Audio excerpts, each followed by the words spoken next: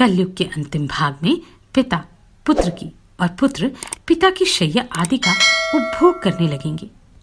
उस समय त्याज्य अर्थात अभक्ष्य पदार्थ भी भोजन के योग्य समझे जाएंगे। ब्राह्मण लोग व्रत और नियमों का पालन तो करेंगे नहीं, उल्टे वेदों की निंदा करके लग जाएंगे। नमस्कार। अगर आप किसी कारणवश मुझे सब्सक्राइब नहीं कर सकते तो लाइक अवश्य कीजिएगा। भगवान बालमुकुंद का मार्कंडे को अपने स्वरूप का परिचय देना तथा मार्कंडे द्वारा श्री कृष्ण की महिमा का प्रतिपादन। संपूर्ण महाभारत कथा। भगवान बोले, विप्रवर, देवता भी मेरे स्वरूप को यथेष्ट और यथार्थ रूप से नहीं जानते। मैं जिस प्रकार इस जगत की रचना करता हूं वह तुम्हारे प्रेम के कारण तुम्हें बताऊंगा। ब्रह्मर्षि, तुम पितृभक्त हो, मेरी शरण में आए हो और तुमने महान ब्रह्मचर्य का पालन किया है। इन्हीं सब कारणों से तुम्हें मेरे साक्षात स्वरूप का दर्शन हुआ। पूर्व काल में मैंने ही जल का नारा नाम रखा था। यह नारा मेरा सदा अयन अर्थात वासस्थान है, इसलिए मैं नारायण नाम से विख्यात हूं। मैं नारायण ही सबकी उत्पत्ति का कारण, सनातन और अविनाशी हूं। द्विजश्रेष्ठ, संपूर्ण भूतों की सृष्टि और संहार करने वाला भी मैं ही हूं। मैं ही विष्णु हूं, मैं ही ब्रह्मा हूं, मैं ही देवराज इंद्र हूं और मैं ही राजा कुबेर तथा प्रेतराज यम हूं। विप्रवर, मैं ही शिव, चंद्रमा, प्रजापति कश्यप, धाता, विधाता और यज्ञ हूं। अग्नि मेरा मुख है, पृथ्वी चरण है, चंद्रमा और सूर्य नेत्र हैं। ध्युलोक मेरा मस्तक है, आकाश और दिशाएं मेरा कान है तथा जल मेरे शरीर के पसीने से प्रकट हुआ है। दिशाओं सहित आकाश मेरा शरीर है, वायु मेरे मन में स्थित है। मैंने पर्याप्त दक्षिणाओं से युक्त अनेक शत यज्ञों द्वारा यजन किया है। वेदवेता ब्राह्मण देवयज्ञ में स्थित मुझ यज्ञ पुरुष का यजन करते हैं। पृथ्वी का पालन करने वाले क्षत्रिय नरेश स्वर्ग प्राप्ति की अभिलाषा से इस भूतल पर यज्ञों द्वारा मेरा यजन करते हैं। इसी प्रकार वैश्य भी स्वर्गलोक पर विजय पाने की इच्छा से मेरी सेवा पूजा करते हैं। मैं ही शेषनाग होकर मेरु मंदिर से विभूषित तथा चारों समुद्रों से घिरी हुई इस वसुंधरा को अपने सिर पर धारण करता हूं। विप्रवर, पूर्व काल में जब यह पृथ्वी जल में डूब गई थी, उस समय मैंने ही वराह रूप धारण करके इसे बलपूर्वक जल से बाहर निकाला था। विद्वान, मैं ही बड़वा मुख अग्नि होकर सदा समुद्र के जल को पीता हूं और फिर उस जल को बरसा देता हूं। ब्राह्मण मेरा मुख है, क्षत्रिय दोनों भुजाएं हैं और वैश्य मेरी दोनों जांघों के रूप में स्थित हैं। ये शूद्र मेरे दोनों चरण हैं। मेरी शक्ति से क्रमशः इनका प्रादुर्भाव हुआ है। ऋग्वेद, यजुर्वेद, सामवेद और अथर्ववेद ये मुझसे ही प्रकट होते और मुझ में ही लीन हो जाते हैं। शांतिपरायण, संयमी, जिज्ञासु, काम क्रोध द्वेष रहित, आसक्ति शून्य, निष्पाप, सात्विक, नित्य, अहंकार शून्य तथा आध्यात्म ज्ञान कुशल यति एवं ब्राह्मण सदा मेरा ही चिंतन करते हुए उपासना करते हैं। मैं ही संवर्तक अर्थात प्रलय का कारण बहनी हूं। मैं ही संवर्तक अनल हूं। मैं ही संवर्तक सूर्य हूं और मैं ही संवर्तक वायु हूं। द्विजश्रेष्ठ, आकाश में जो ये तारे दिखाई देते हैं उन सबको मेरे ही रोमकूप समझो। रत्नाकर समुद्र और चारों दिशाओं को मेरे वस्त्र शैया और निवास स्थान जानो। मैंने ही देवताओं के कार्य की सिद्धि के लिए इनकी पृथक पृथक रचना की है। साधु शिरोमणि, काम, क्रोध, हर्ष, भय और मोह, इन सभी विकारों को मेरी ही रोमावली समझो। ब्राह्मण, जिन शुभ कर्मों के आचरण से मनुष्य को कल्याण की प्राप्ति होती है, वे सत्य, दान, उग्र तपस्या और किसी भी प्राणी की हिंसा न करने के कारण ये सब मेरे ही विधान से निर्मित हुए हैं और मेरे ही शरीर में विहार करते हैं। मैं समस्त प्राणियों के ज्ञान को जब प्रकट कर देता हूं, तभी वे चेष्टाशील होते हैं, अन्यथा अपनी इच्छा से वे कुछ नहीं कर सकते। जो द्विजाति अच्छी तरह वेदों का अध्ययन करके शांतचित्त और क्रोधशून्य होकर नाना प्रकार के यज्ञों द्वारा मेरी आराधना करते हैं, उन्हें ही मेरी प्राप्ति होती है। विद्वन, पापकर्मा, लोभी, कृपण, अनार्य और अजितात्मा मनुष्य जिसे कभी नहीं पा सकते, वह महान फल मुझे ही समझो। मैं ही शुद्ध अंतःकरण वाले मानवों को सुलभ होने वाला योग सेवित मार्ग हूं। मूढ़ मनुष्यों के लिए मैं सर्वथा दुर्लभ हूं। महर्षि, जब जब धर्म की हानि और अधर्म का उत्थान होता है, तब तक मैं अपने आप को प्रकट करता हूं। जब हिंसा प्रेमी दैत्य श्रेष्ठ देवताओं के लिए अवध्य हो जाते हैं तथा भयानक राक्षस जब इस संसार में उत्पन्न हो अत्याचार करने लगते हैं, तब मैं पुण्यात्मा पुरुषों के घरों पर मानव शरीर में प्रविष्ट होकर प्रकट होता हूं और उन दैत्यों एवं राक्षसों का सारा उपद्रव शांत कर देता हूं। मैं ही अपनी माया से देवता, मनुष्य, गंधर्व, नाग, राक्षस तथा स्थावर प्राणियों की सृष्टि करके समय आने पर पुनः उनका संहार कर डालता हूं। फिर सृष्टि रचना के समय मैं अचिंत्य स्वरूप धारण करता हूं तथा मर्यादा की स्थापना एवं रक्षा के लिए मानव शरीर से अवतार लेता हूं।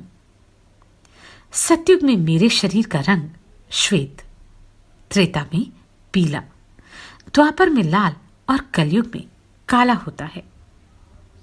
उस कली काल में 3 हिस्सा अधर्म और 1 ही हिस्सा धर्म रहता है।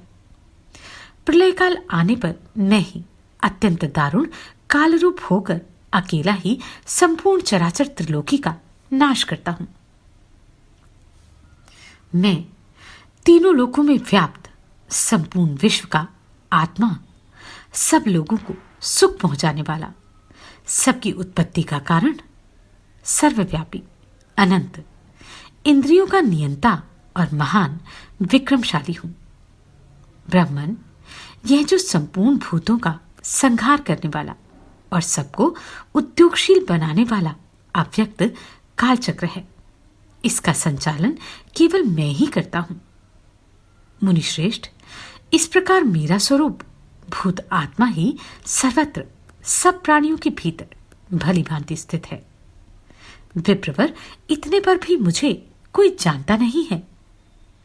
समस्त जगत में भक्त पुरुष सब प्रकार से मेरी आराधना करते हैं।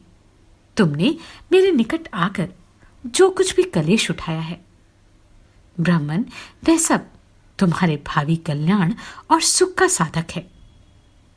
अनग, लोक में तुमने जो कोई भी स्थावर जगम पदार्थ देखा है, उसके रूप में सर्वथा मेरा भूत भावन आत्मा ही प्रकट हुआ है।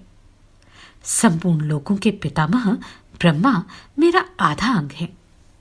ब्रह्मर्षि, मैं शंख, चक्र और गदा धारण करने वाला विश्वात्मा नारायण हूं। सहस्त्र युग के अंत में जो प्रलय होता है, वह जब तक रहता है तब तक सब प्राणियों को महानिद्रा रूप माया से मोहित करके मैं जल में शयन करता हूं। मुनिश्रेष्ठ, यद्यपि मैं बालक नहीं हूं, तो भी जब तक ब्रह्मा नहीं जागते तब तक सदा इसी प्रकार बालक रूप धारण करके यहां रहता हूं। विप्र शिरोमणि, तुम ब्रह्म ऋषियों द्वारा पूजित हो। मैंने ही ब्रह्म रूप से तुम्हारे ऊपर बार बार संतुष्ट हूं तुम्हें अभिष्ट वर प्रदान किया है। मैंने समझ लिया था कि तुम संपूर्ण चराचर जगत को नष्ट तथा एकार्णव में निमग्न हुआ देखकर व्याकुल हो रहे हो, इसलिए तुम्हें पुनः जगत का दर्शन कराया है। ब्रह्म ऋषि, जब तुम मेरे शरीर के भीतर प्रविष्ट हुए थे और समस्त संसार को देखकर विस्मय विमुग्ध हो फिर सचेत नहीं हो पा रहे थे, तब मैंने तुरंत तुम्हें मुख से बाहर निकाल दिया था। ब्रह्म ऋषि, इस प्रकार मैंने तुम्हें अपने स्वरूप का उपदेश दिया है, जिसका जानना देवता और असुरों के लिए भी कठिन है। जब तक महातपस्वी भगवान ब्रह्मा का जागरण न हो तब तक तुम श्रद्धा और विश्वास पूर्वक सुख से विचरते रहो। दुष्श्रेष्ठ, सर्वलोक पितामह ब्रह्मा के जागने पर मैं उनसे एकीभूत हो समस्त शरीरों की सृष्टि करूंगा। आकाश, पृथ्वी, अग्नि, वायु और जल का तथा इस संसार में जो अन्य चराचर वस्तुएं अवशिष्ट हैं उन सब का निर्माण करूंगा। मार्कंडे जी कहते हैं, तात युधिष्ठिर, ऐसा कहकर वे परम अद्भुत देवता भगवान बालमुकुंद अंतर्धान हो गए। उनके अंतर्धान होते ही मैंने देखा कि यह नाना प्रकार की विचित्र प्रजा ज्यों की त्यों उत्पन्न हो गई है। संपूर्ण धर्मात्माओं में श्रेष्ठ भरत कुल तिलक युधिष्ठिर, इस प्रकार उस प्रलय काल के आने पर मुझे यह आश्चर्यजनक अनुभव हुआ था। नरश्रेष्ठ, पुरातन प्रलय के समय मुझे जिन कमलदल लोचन देवता भगवान बालमुकुंद का दर्शन हुआ था, तुम्हारे संबंधी ये भगवान कृष्ण वे ही हैं। कुंती नंदन, इन्हीं के वरदान से मुझे पूर्व जन्म की स्मृति भूलती नहीं है। मेरी दीर्घकालीन आयु और स्वच्छंद मृत्यु भी इन्हीं की कृपा का प्रसाद है।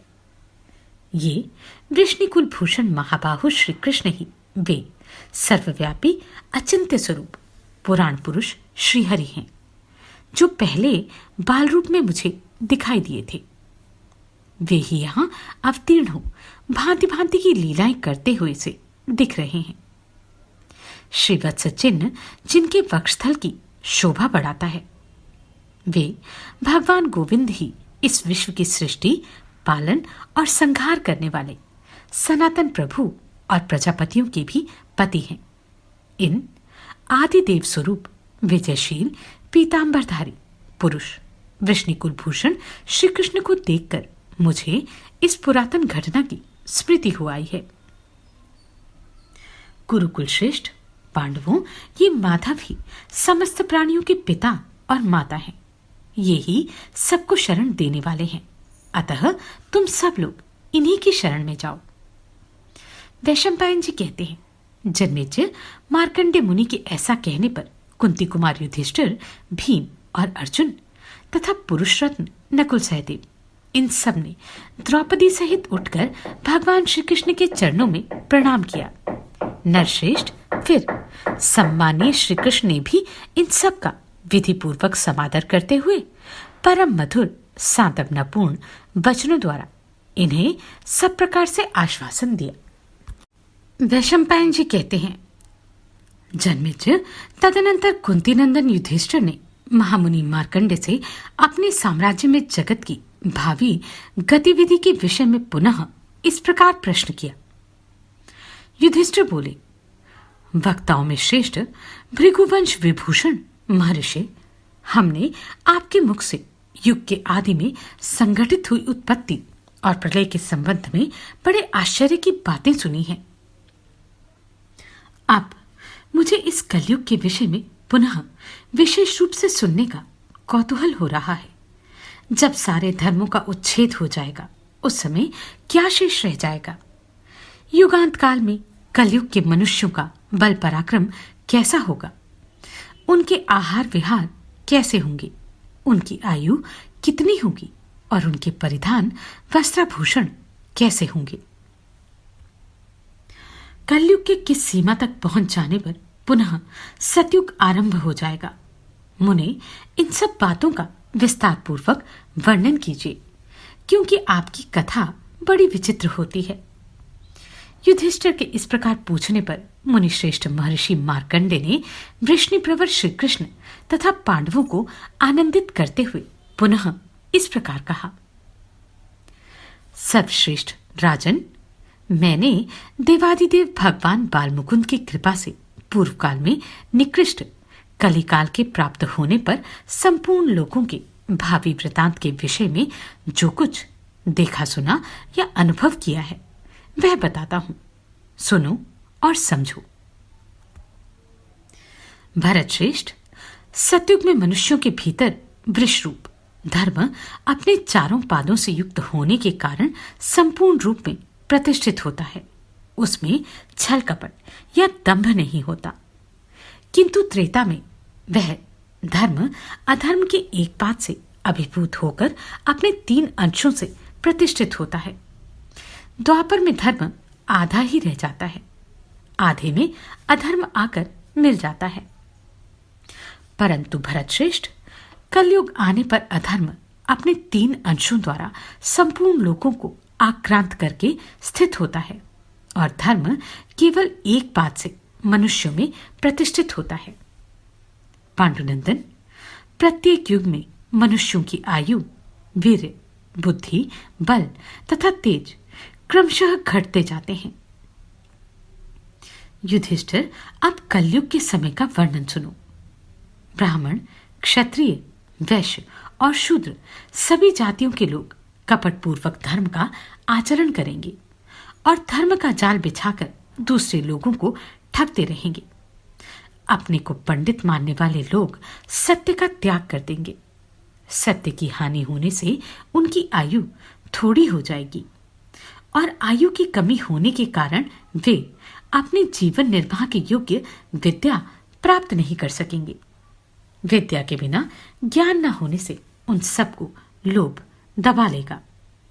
फिर लोभ और क्रोध के वशीभूत हुए मूढ़ मनुष्य कामनाओं में फंसकर आपस में बैर बांध लेंगे और एक दूसरे के प्राण लेने की घात में लगे रहेंगे।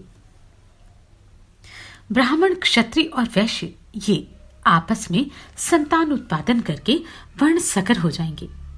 वे सभी तपस्या और सत्य से रहित हो शूद्रों के समान हो जाएंगे।